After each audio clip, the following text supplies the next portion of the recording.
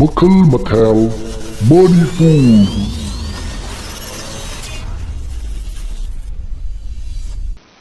Assam da khundariba Manipuri sing Assamese Manipur natte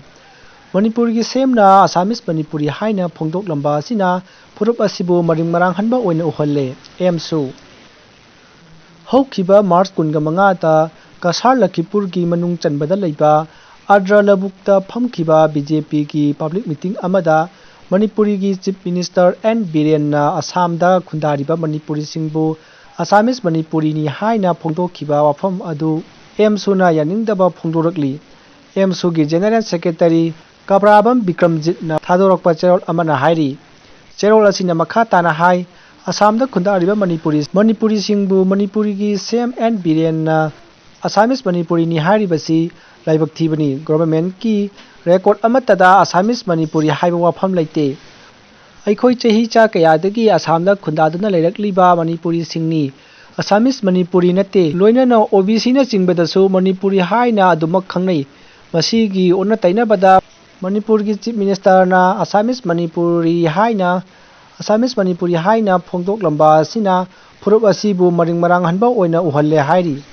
CM na hauji Assam gi Manipuri singna thengnariba wathok kaya ama maming palluduna isu mayam asi hauji paliba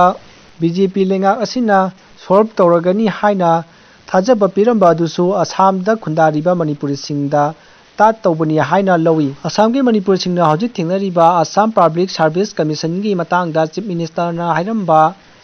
wafam adusu lamdam asigi miyamna nokningba fawi maramdi CM na hairamba wafam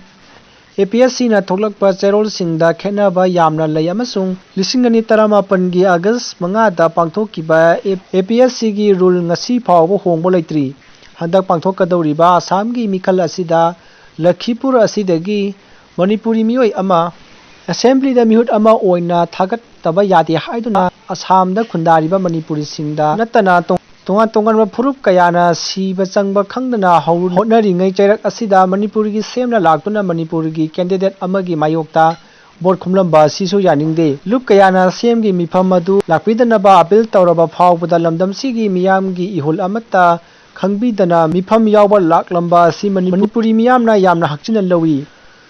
aikhoi matam chuppada parents state ni khanjariba Manipur dagi miyoi singna Assam gi Manipur singi yaifanaba amadi mai paknaba honnabibagi mahuta Manipur gi khunnaibu hanjin tuhatpiriba mitop singi mateng pangshiliba asi pendaba phawi